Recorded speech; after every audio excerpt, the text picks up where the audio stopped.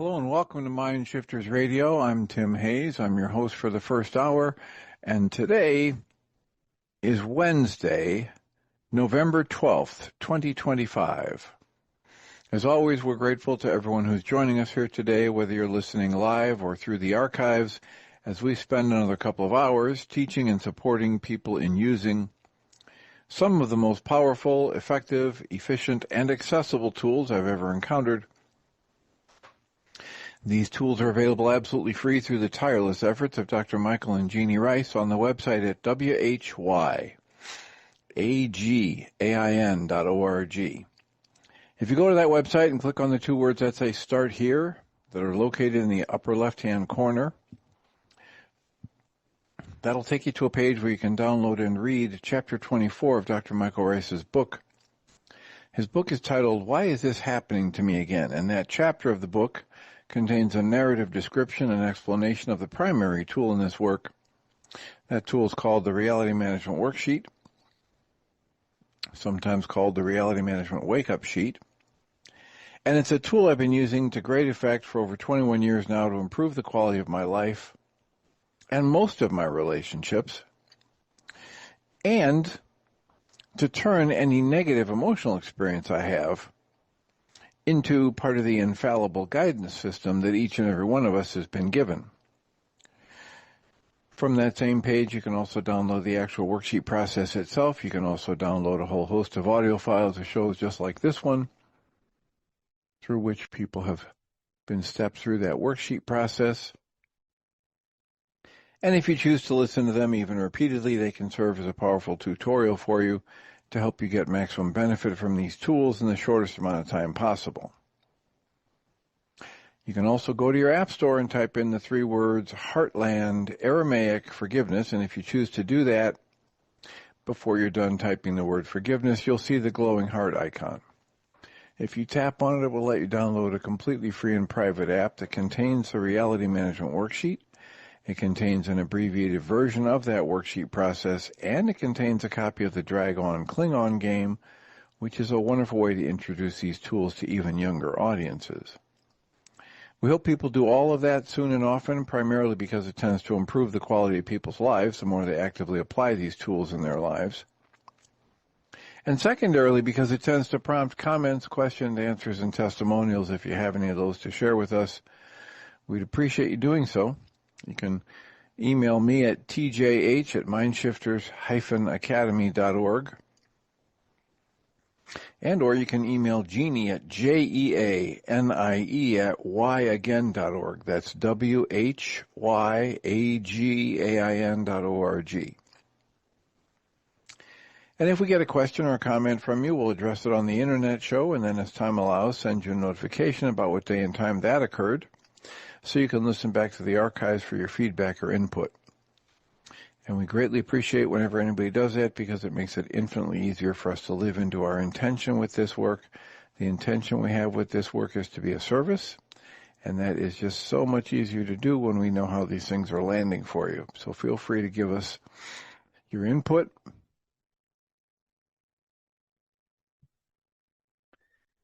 We are also available live most weekdays from 11 to noon Central Time if you go to zoom.us and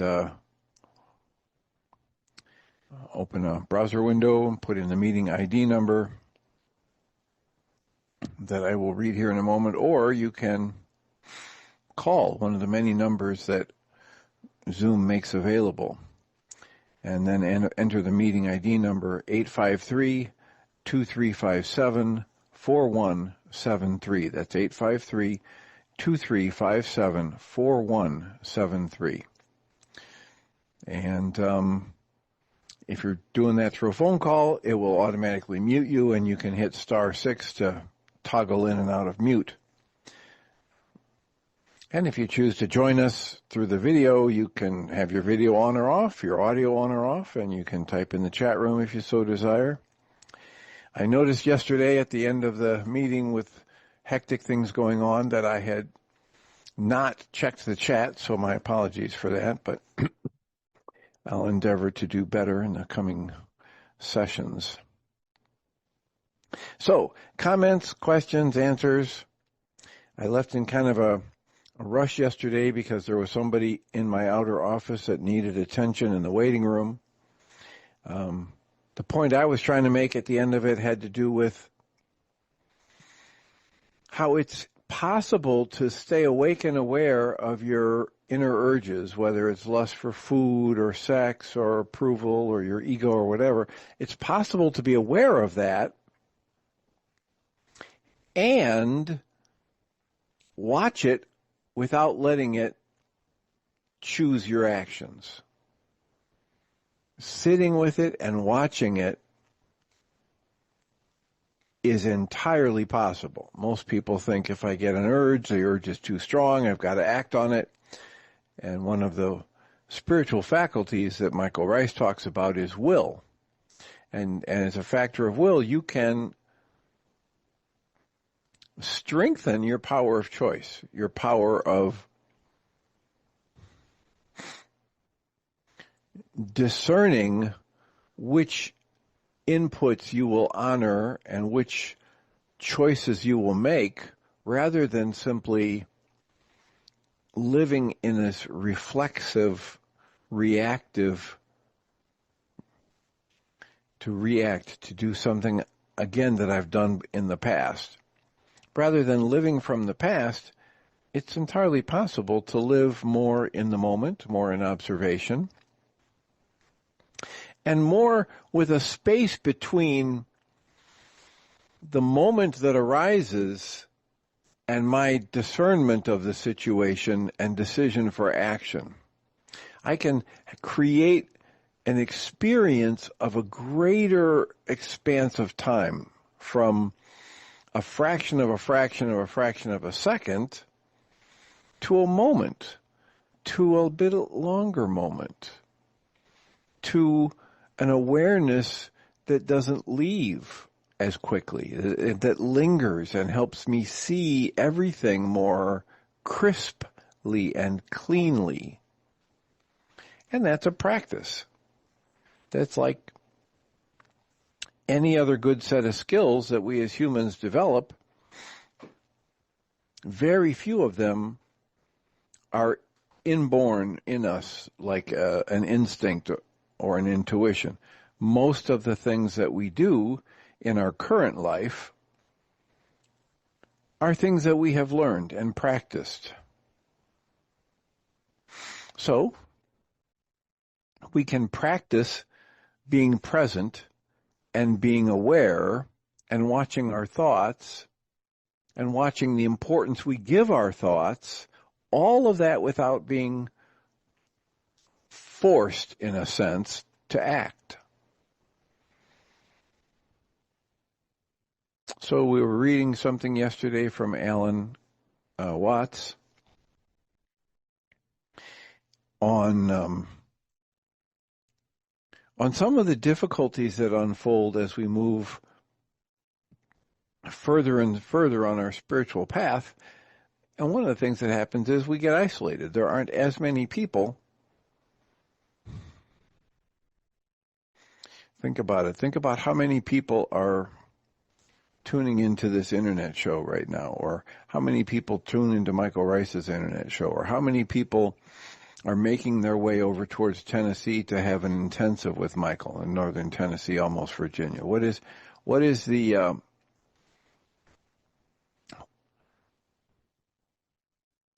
what's the population of people that are driving, flying, walking, rowing, sailing their way to Abington, Virginia? It's a really small number. Why is that? Because only people who are really, really interested in doing their own work and facing their own discomfort and taking 100% responsibility for their lives even think about going to an intensive like this. And many fewer than think about it, many fewer actually do it. So it's just one of those actualities of our current life. It's not a good thing or a bad thing or a right thing or a wrong thing. It's just the way things are. What people notice is the further they go down the path of spiritual teachings, the less they can tolerate being in a room full of people where all they do is chit-chat and small talk and or gossip about other people. It gets too uncomfortable. The farther one goes down their path of spirituality, the less easy it is for them to tolerate what they used to consider just the normal flow of life. And then they move away from their friends, or their friends move away from them. And so there's an automatic kind of isolation that happens for most people when they're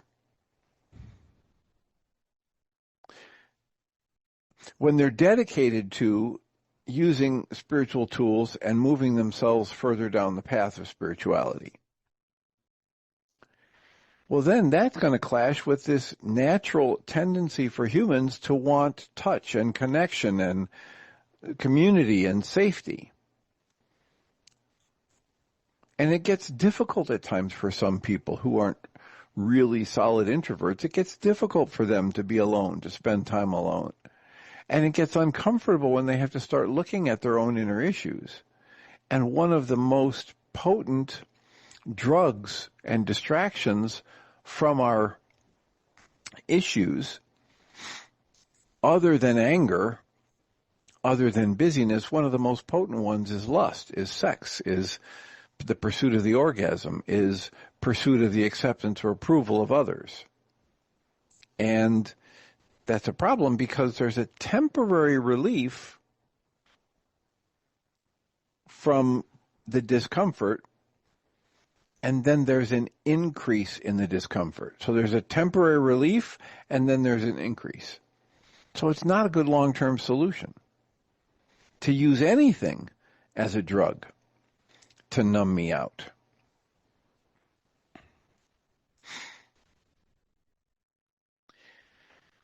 So he's writing about that, he's talking about that, and I was reading that talk yesterday. And as I mentioned, as we move closer to the field out beyond any judgments of good or bad, right or wrong, we need to be vigilant, because if we go out there and meet people who think they're meeting us in the field beyond judgment, beyond right and wrong, good and bad, but they're bringing their judgments with them, then it gets really messy out there. So I'm not here to tell you it's really wrong and really bad if somebody has sex with somebody else, even if there is some kind of a power dynamic involved. I don't know about good, bad, right, or wrong. I do know that there are consequences to that. And my job, as I see it in this kind of work, is to share with people what I can see, what works for me and what doesn't, and what I can see about the overall picture, and invite them to be actively observing, practicing, engaging with tools, and then evaluating the results over and over and over again throughout life. And to let other people who want to be busy judging and telling you what's right and what's wrong, let them have their little game, but don't buy into it. And that's a tough thing for a lot of people. A lot of people are so invested in their judgment of themselves and their ego that the slightest mention that they may not know what they're talking about, or that what they're talking about may be right for them but isn't right for me, the slightest mention of that can be used by them to generate even more anger, frustration, attack, etc. And we're just here to point that out and say, hey, look, here's a pitfall you might want to avoid. Returning somebody's anger with anger of your own is a pitfall. Judging them harshly for having judged you harshly is a pitfall. Keeping your focus at home. Tending to your wall of birds, white birds and blackbirds, and make sure that you only send out the white birds and you keep the blackbirds at home at all times. The blackbirds represent the anger, the bitterness, the hurt, the vengeance, the sadness, those energies we might call negative, or emotions you might call negative. And the white birds represent all of the good, loving emotions: courage, kindness, compassion, clarity, love, gentleness, joy. So send those out soon and often. Send your joy, send your love, send your fun, send your compassion out into the world and into the space between you and anybody that you meet. And do it with as much equanimity as possible. Have the same kind of cherishing energy you have for your children or your spouse if you have a good relationship, and extend that same kind of cherishing energy to everyone you interact with. Extend that same kind of an awareness about their true nature is the same as your true nature and that we're intimately connected. And consciously extend that time and time again as you're dealing with people. That's the invitation in this work.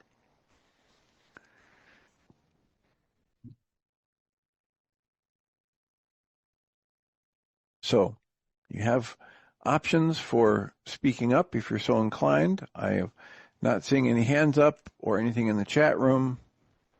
So I will return to reading from the book by Guy Finley with Dr. Ellen Dickstein. And the book is titled The Book of One: One Love, One Life, One Journey.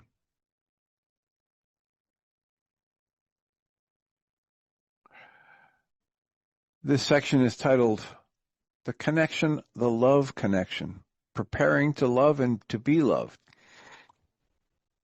And Guy Finley writes, most of us have known many different kinds of love. There is the love of sweethearts, the love of children and family, the love of the things we do and of our homeland. These are personal and changeable loves. And then there's a love that's not so easy to define. It's a love without an object, in which we do not find confirmation of an image of ourselves, but in which we, quote, lose, close quotes, ourselves to something greater than ourselves. This includes gratitude and a feeling of oneness with life and everything life encompasses. The higher love, in all caps, has been spoken of by the great sages throughout time as the truest form of love. It is a love that never fails us. The human being who experiences this higher love is filled with the qualities of understanding, compassion, forgiveness, and a sense of belonging and being at home in any circumstances. Here's what we've been told about this greater form of love by those who have experienced it. From the New Testament, he quotes, God is love, and he who abides in love abides in God, and God abides in him. Soren Kierkegaard is quoted as saying, love is not an art like poetry, possible only to the few endowed for it. It is open and accessible to all. Soren Kierkegaard, from 1813 to 1855. Only about 42 years old at his death. Pierre Teilhard de Chardin is quoted as saying, the day will come when, after harnessing space and the winds, the tides, and gravitation, we shall finally harness for God the energies of love. And on that day, for the second time in the history of the world, we shall have discovered fire. On the day After worrying about harnessing space and the winds and the tides and gravitation, when we finally turn our skills and our awareness to love, that will be the second time in the history of the world that we will have discovered fire.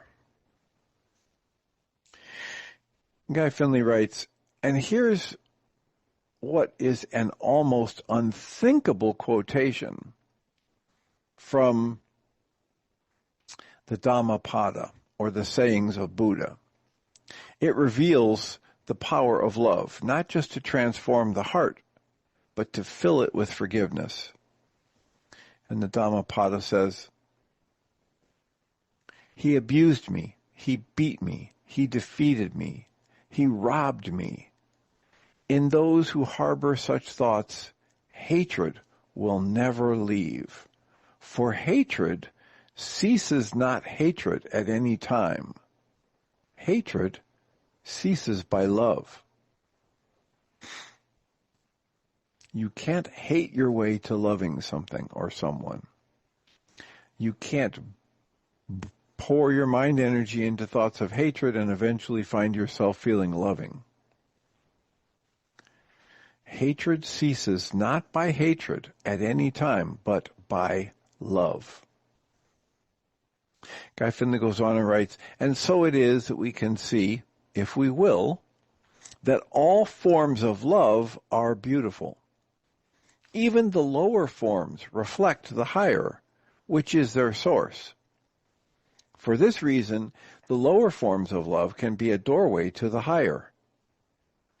But really, capital L love, as its energy of creation, is all around us. It is the very fabric of the universe in which we live. And it beckons us to consciously know it. Michael Ryce in his work would talk a lot in his early work about total, perfect, conscious, active, present love. And after years of listening to talks about that, I gave it an acronym, TOPCAP. T-O for total, P for perfect, C for conscious, A for active, P for present love. TOPCAP love. Total, conscious, active, perfect love. And after years of listening to him talk about that, what I realized was, there's kind of a regulatory speech problem here, because he talks about how we lose our love, or we don't have a human life, or whatever, and it's always there. So, as Michael has done with some other things, I've chosen to just change one of his statements and say it's really not that we're missing total, perfect, active, present love. It's just that we're missing the part where we are consciously aware of it. We're missing the C of the top cap. But we can't ever be without the total, perfect, active, present love, because that's the stuff we're swimming, living, breathing, moving, or having our being in.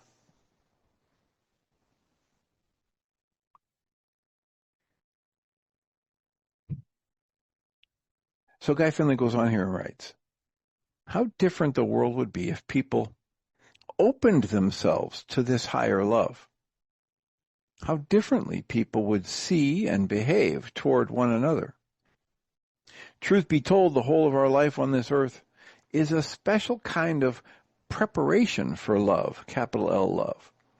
At first, we are introduced to this divine relationship through our various associations with people and the sacrifices and learning the lessons these relationships both provide and demand. However, in the end, meaning as we ready ourselves for our own further inner development and the deeper, more fulfilling relationship with capital L love that attends each of these steps, then we come to an amazing finding. And the finding is as follows.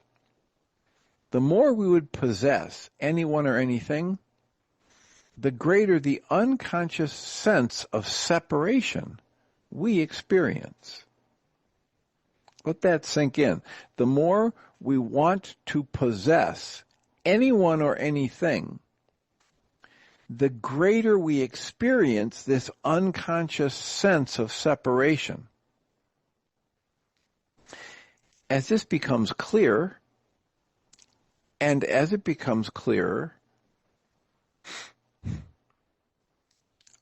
our need for love continues growing, then we come to an astounding revelation.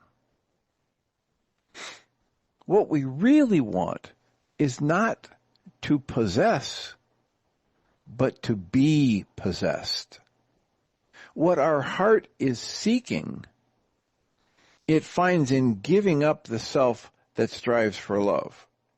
And in its place, capital L love, real capital L love, timeless love appears.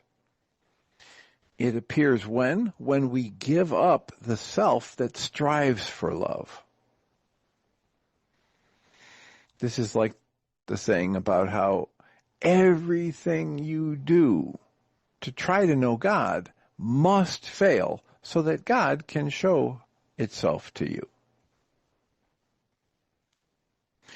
Guy Finley goes on, such understanding has the power to change the world. How do you get more of what you want? This is one of those Eastern koans that is very popular and it kind of makes the head spin, which is the point of it. Do nothing, and nothing is left undone. What's the most effective way to feel this loving energy, to possess this loving energy? The most effective way to feel and possess the loving energy is stop striving for love. Just be, just allow, just question every belief you're holding that distracts you and or creates the internal experience of pain and suffering, which is not the same as the love that you want. The love that you're looking for is already inside of you looking. And so you don't need to create it. You don't need to go find it. What you need to do is become aware of what you're doing with your mind energy, what you've been programmed to do with your mind energy, what's been programmed into you through your traumas in life. And see those ways in which that stuff you're holding on to or that you believe with all your heart is blocking you from being aware of your true nature as love.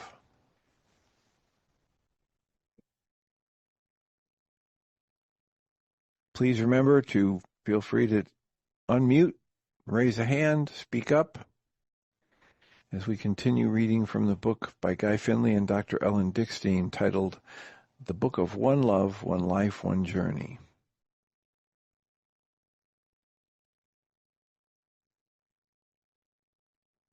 The next section is titled 5 Life-Changing Insights to Unconditional Love.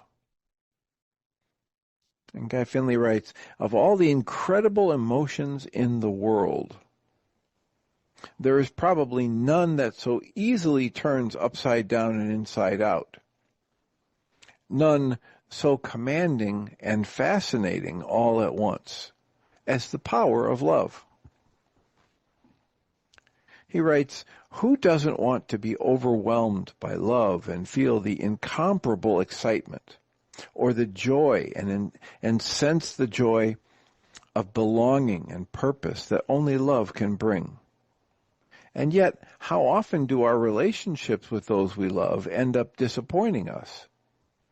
And when they do, how quick are we to judge and blame the person on whose love we had planned and pinned all our hopes? How can the love we feel for someone turn so quickly to hate when they don't do what we want? Or they betray us, or they just won't change those annoying habits? It's true that our relationships with others are often challenging. However, the real problem is not with the other person or with love itself. The problem is that our understanding of love is incomplete, which is one of the reasons why it remains so superficial.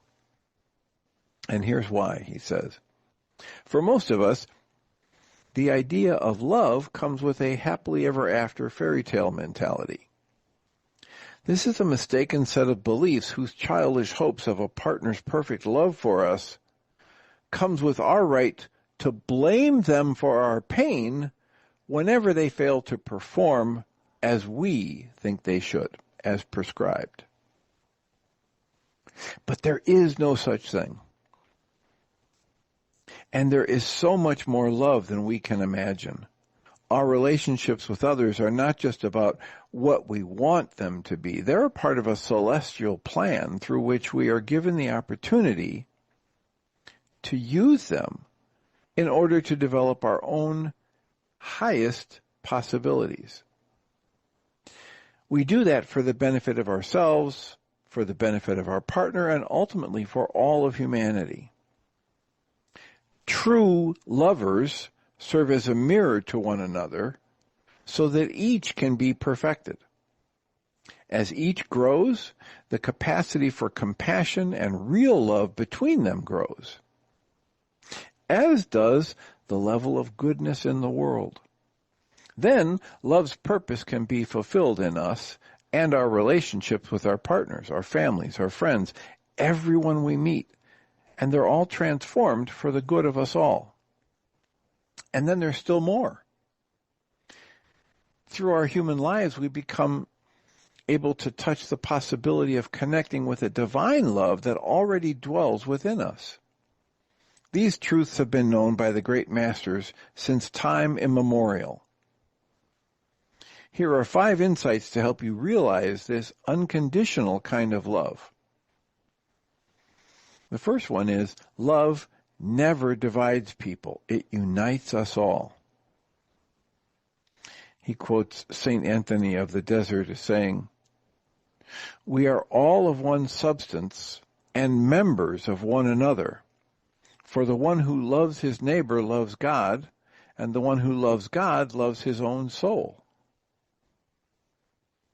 The second point here is, the more we love, the more we're able to love. It's like any other good muscle. You exercise it, you get better at it. And then there's a Mayan quote here. As you express unconditional love, you become more than you previously perceived yourself to be. You become illumined, the full manifestation of your divinity. The third point he makes is, true love is the expression of a higher love. And here he quotes Rumi. Lovers do not themselves seek and yearn. In all the world there is no one seeking but he. In other words, the creative life force itself. The fourth point, true love elevates everyone. And here he quotes J. Krishnamurti, who lived from 1895 to 1986.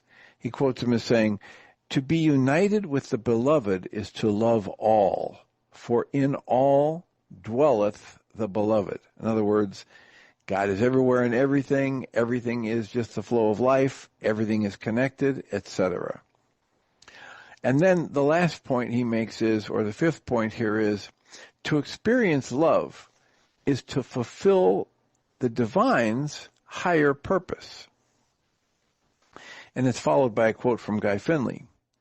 There is a kind of a divine celestial design directed by a conscious order of love that not only underpins all of our relationships, but whose purpose it is to help us perfect those relationships. There is a divine love. It is celestial. By its design, it's directed as a conscious order of love that not only underpins all of our relationships, but is here for the purpose of helping us perfect those relationships.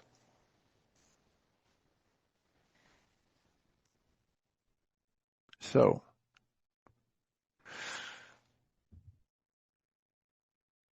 Thoughts, comments, questions, answers, testimonials. We've got about 20, 25 minutes left if I read my timepieces correctly here. I just got a notification that the Roman Wyden interview published on the YouTube channel as well today. And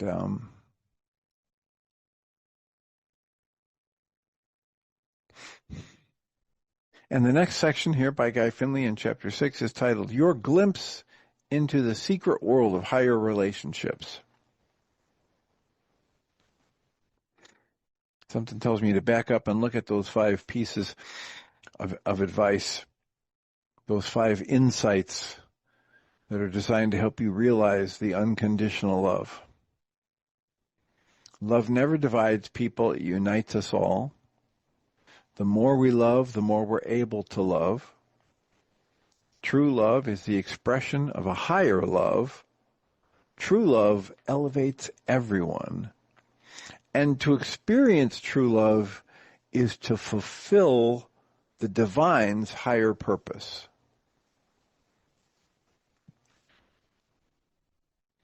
It's kind of like that's why I like the question, what's mine to do in this moment to be a blessing to myself and others? And I let this flow of life or the opportunities that unfold after that teach me about my life and about how I can be a blessing to myself and others. And one of the prerequisites for that is that I stay out of the judgment and I stay in the questioning. So here Guy Finley writes, as we've been discovering, and much like the lake runs much deeper than what we see reflected upon its water, so our life is not just about what we see on the surface. Our life is an inner journey within ourselves that's meant to lead to the summit of experience. And our relationships with others form an integral part of this process of self-discovery. They help us understand this, quote, web of relationships between the various parts of a united whole, close quotes.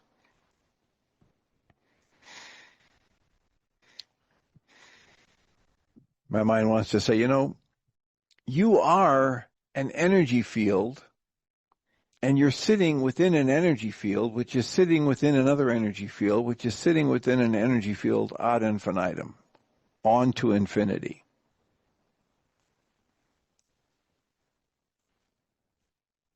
Now, how often, and this is a fundamental truth of our lives, and yet how often do any of us in our daily lives stop and pay attention to that?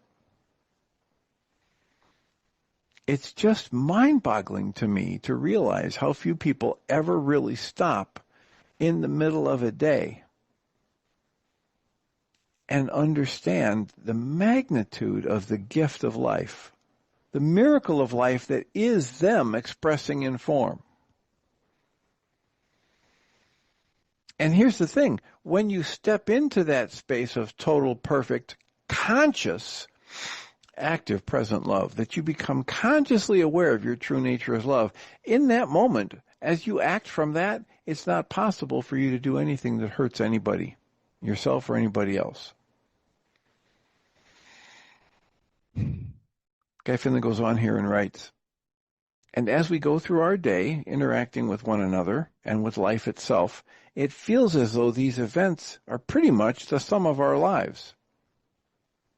So much so that we rarely suspect that these momentary experiences are actually just the surface reflections of a timeless, deep relationship we already have with an invisible life. This may seem like an unusual idea, but if we could see it, this understanding would allow us to meet the world with fresh eyes. Here's a powerful quote by a well-known physicist that expresses this profound notion. Fritjof Capra, born in 1939, still alive, writes, quote, the world is not a collection of separate objects. but rather appears as a web of relationships between the various parts of a united whole. Close quotes. Here, Capra speaks about the invisible connections that bind us all. We feel as though we are individuals, but in every moment, what we are is the sum of all of the connections that define us. And what we are, and what we're in relationship with in any moment. In far fewer words and straight to the point of this spiritual talk, he quotes, "Everything is relationship. Relationship is capital S self. Everything is relationship, and relationship is your true self." He writes, "We are in relationship with our physical environment. We're in relationship with the signals from our own bodies, with the memories of the affect and how we see things and our hopes and fears for the future, and with every person around us, whether we see that actively in the moment or not. We may not even be aware of that person we pass on the street, and yet parts of us have already gone into action, determining whether or not it's a good connection. Is he or she attractive or off-putting? Is he or she a threat? Or we may meet a friend. Usually our connection with our friend is warm and pleasant, but for some reason this time something feels off. We feel a cold distance. We don't like this manifestation of the, quote, unified whole, close quotes. So how do we fix it? And then we endlessly reevaluate our connections when it comes to these most important to us, or those who are most important to us, those that we love. We're constantly reassessing those relationships, balancing them, and at the same time rebalancing our whole sense of who we are based on those relationships. With virtually no awareness of why, we feel pulled this way and that, trying in vain to understand what's happening to us. And when these painful moments take a turn for the worse, we look for someone to blame, or we get discouraged, or we think we need to find new friends or lovers. We may not even realize that we ourselves are part of the unified whole, and that what we bring to the moment is influencing what the moment brings to us. This last little piece, if we were to teach this more often to our children in their early years, that what they experience in life is just a part of the unified whole, and their experience of it is created by what they're bringing in, what they're holding as valuable, the thoughts that they're pouring their mind energy into, the goals that they hold for things they can't achieve on their own. All of these things go into forming their experience of life moment to moment. And if people were taught that on a regular basis, this is a place they could go every time they're feeling upset. They can return to the inside. They can return to the breath. They can take a breath and hold it at the top and slow the exhale down. They can initiate that rest and digest response, or at least drop a few levels off of the stress response or the fight or flight that was starting to ramp up.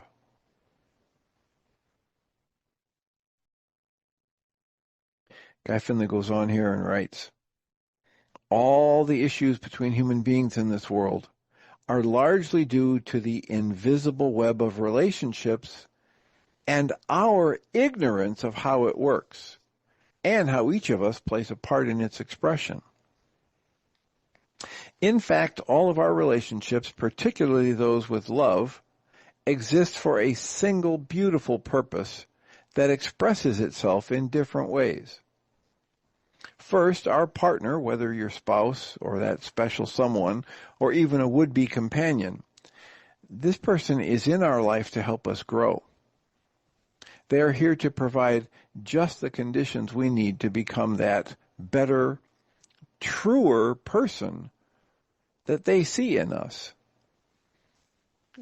We're sitting there just waiting for truth to be brought forth.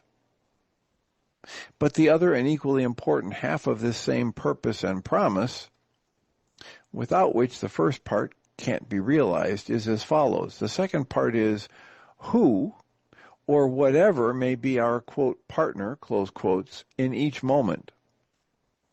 That person or thing is also there in our life to help us see everything in us that now stands in the way of our realizing this same higher possibility. In other words, anyone and anything we interact with provides the grist for the mill, or the stimulation of energies within us to help us shine a light on whatever we're carrying that keeps us from being directly, consciously aware of our true nature as love. Everyone we interact with, every person and thing we interact with, has the potential to alarm us, awaken us, alert us to the fact that we're holding on to something that blocks us from being aware of our true nature as love in this moment. And every little bit of those things we held on to that we can let go of, we get easier and easier direct, clear access to our true nature as love. And that's our invitation. How can we support you? What can we do today or in the future, whether it's a worksheet process or framing out a worksheet process or giving you a mind shifter or working with you on a sentence completion? What can we do to support you seeing more clearly the things you're holding on to that prevent you from feeling the truth of your nature as love? That's what we're here for, and that's what we'd be happy to support you with.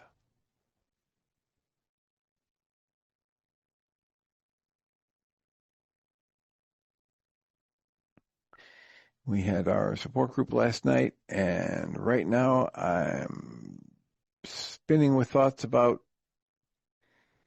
what was happening, and I don't remember. So there will be a support group again tomorrow night.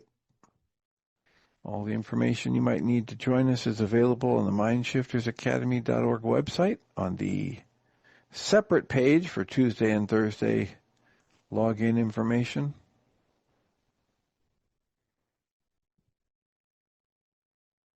And we'd be happy to have you join us or forward that information to somebody you think might benefit. I'm finally now at the end of the mad rush that was initiated when coronavirus restrictions kicked in. And so this is the first time since coronavirus restrictions kicked in that I've had 2 slower than average work weeks. And as I finish listening to the book by Suzanne Roberts, and as I'm working my way through, I have finished the book of Fawning by Ingrid Clayton, and I'm working my way through the book All the Way to the River. All of these things are bringing me wonderful opportunities to feel emotions and then put them on a worksheet. And one of the shocking ones to me was when I was listening to Suzanne Roberts' book, and she's talking about how she was raped by her father when she was 5 years old, and there were 4 other people in the house, and nobody did anything to stop it or save her. And then later on in the book, she mentions that both of her parents were doctors, and that was several worksheets for me. And I'm sure there will be more. Just the gut-wrenching shift of energy I felt when I read that. Here's somebody who is above average in intelligence, who's worked hard to become a physician, is actively working out in the world, ostensibly to make people's lives better, And that's what he's doing at home?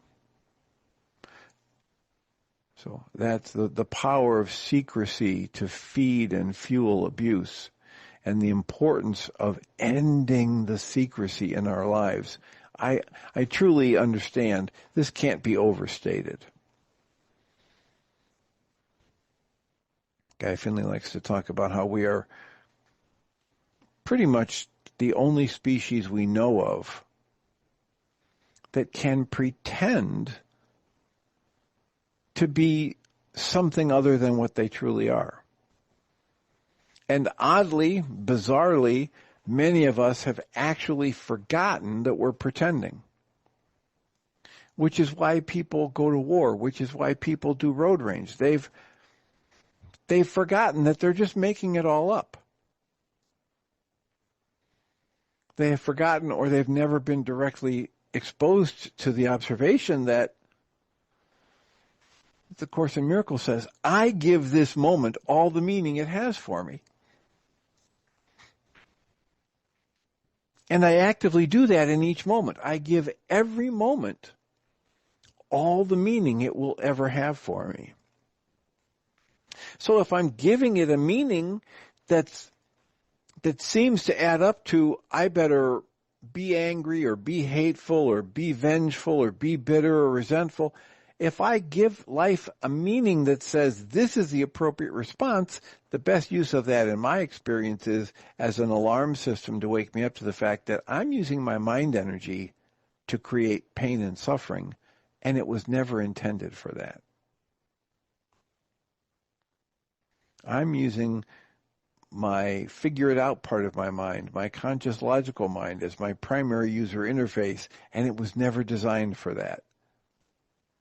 What was designed for that is the awakened heart. And the awakened heart doesn't have words to describe it.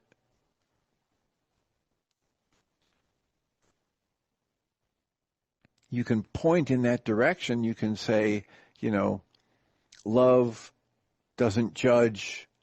Love is the opposite of judgment. You can say, love allows all things. Love embraces all things. Love trusts all things, and thereby transcends all things. But you still haven't said much of anything about what love itself is, because there aren't any words. We point at it, we point in the direction of it by saying, this is the creative energy. This is the energy that animates everyone and everything. This is the substance of the creative energy expressing, whether it's in form or not. So what does that mean? That doesn't mean anything unless you've had an experience of it. And if you've had an experience of it, and then you're willing to use these words and kind of marry them in your mind, then when someone says words like this, you say, oh yeah, I think I understand what they're referring to. I think I've had a similar experience in my past. And yet, no matter how much we talk about it, the word is not the thing. This is from the Krishnamurti teachings. Your thoughts about yourself are not yourself. The images that your mind shows you are not the thing itself. The words you create to try and be able to describe that image in your mind to others, that's not the truth of the thing or the person.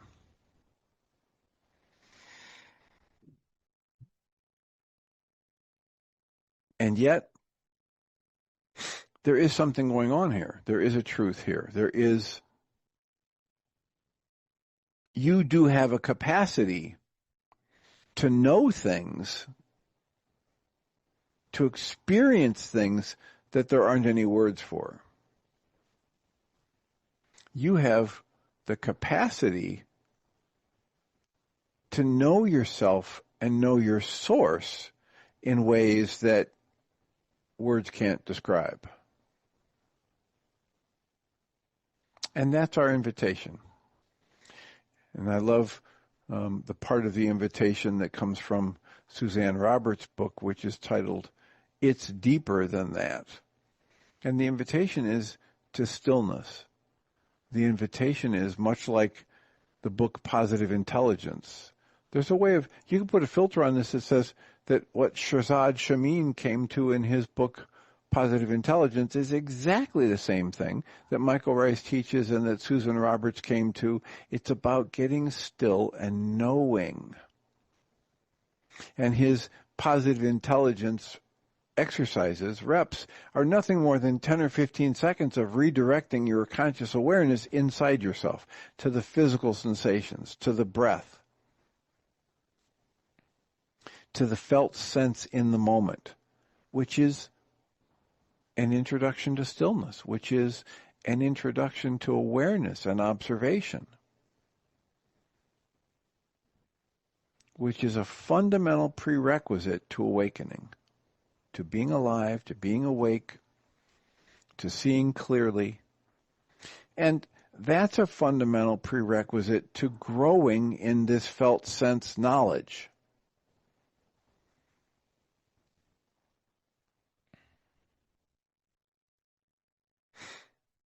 So that's my offering for today. We've got 3 or 4 minutes for comments or questions or answers or soliloquies or requests.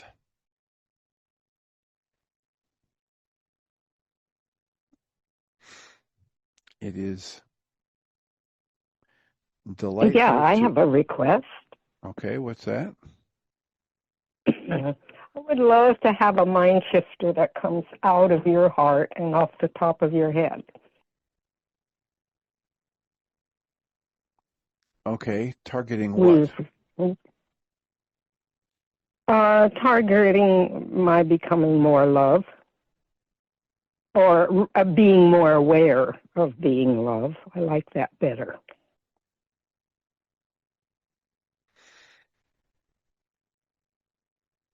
Well, if you're not already doing it,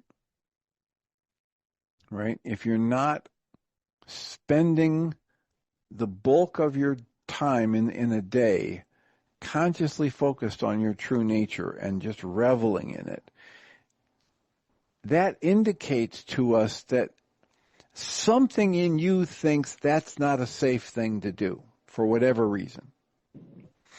And so the mind shifter would be a tool to try to stir up those beliefs you're holding that say it's not safe or valuable or worthwhile to be consciously aware of my true nature as love.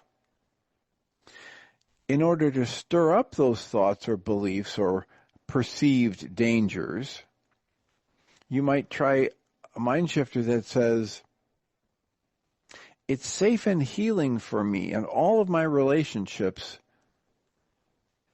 to have my primary thought in each moment to be my true nature as love.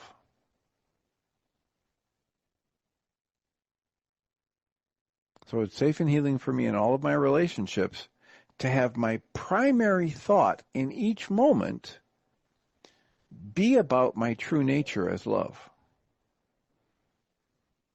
And see what journaling on that for a couple hours will reveal to you.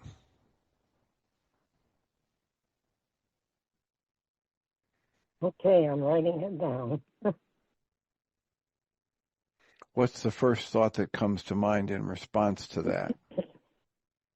I don't deserve, I'm not worthy. Okay, and that's where you begin with your writing. Because as we're at the end of our hour, as I like to say to people, you come from love. You're made of the stuff we call love. You actually are love, and every other thought and every other belief you have about yourself is false. The other thing we like to remind people of is that every single time in my life when things did not work out the way I thought they should, they always work out better than any idea I ever had about how they could. So try to keep those things in mind, and we'll look forward to the next time we get together. Blessings.